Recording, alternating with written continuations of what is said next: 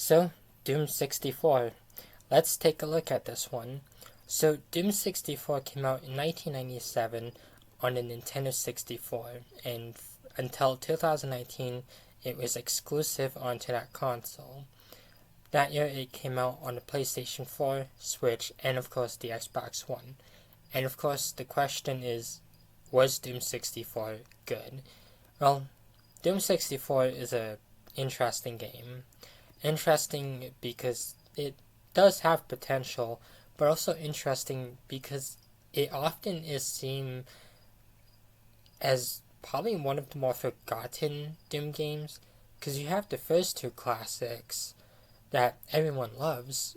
Then you have Doom 3, which, well, it was divisive because it turned from fast paced action to kind of Resident Evil in space. Or at least, well, more survival horror. Then you have Doom 16 Eternal in the Dark Ages. But where does that leave 64?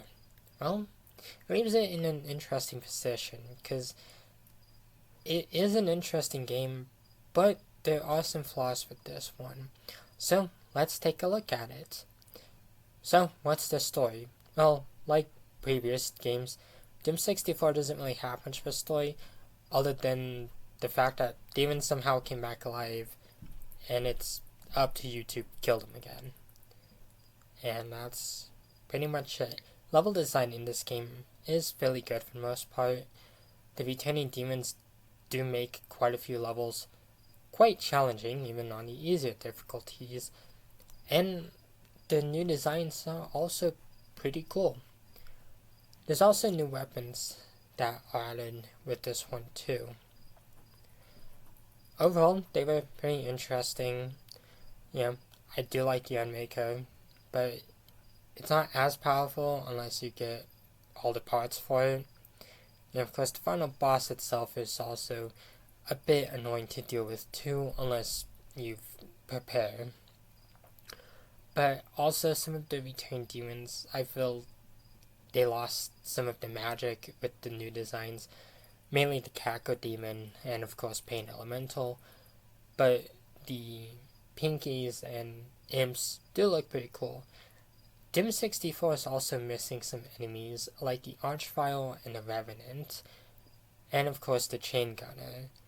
Of course, I don't really miss the Archvile or Chain Gunner, but it is unfortunate that Doom 64 is missing some enemies.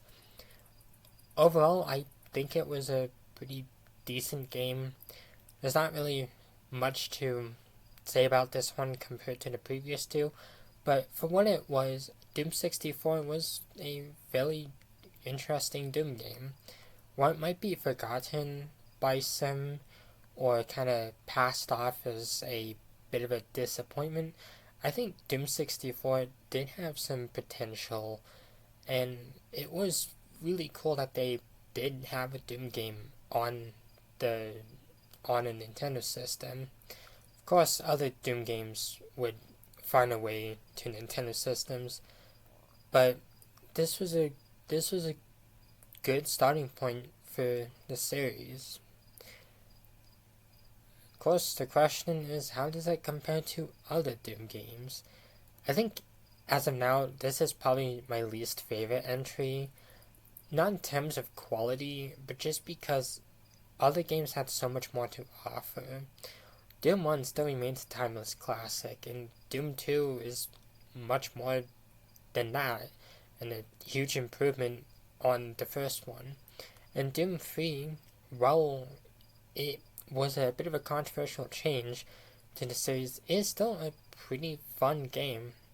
And Eternal is challenging, and so far Doom and Dark Ages do look pretty good themselves. And so that kind of leaves Doom 64 in an odd place, as it does try something new, and it does have potential, but is probably always going to be seen as just the random Doom that it didn't really make. But of course, I guess, do I recommend Doom 64? Yeah, I definitely recommend this one. I mean, there's no reason that it shouldn't be played.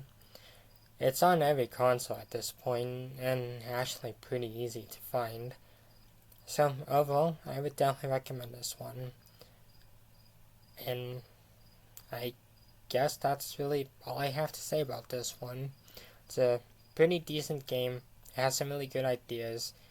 Gaming design is pretty alright, but compared to other Dooms, it's definitely an interesting game, but at times also a bit of a step down compared to other games. But that's all I really have to say about this one. But of course, I'll be back next time with more reviews or something else. So until then, thank you for watching and have a wonderful night.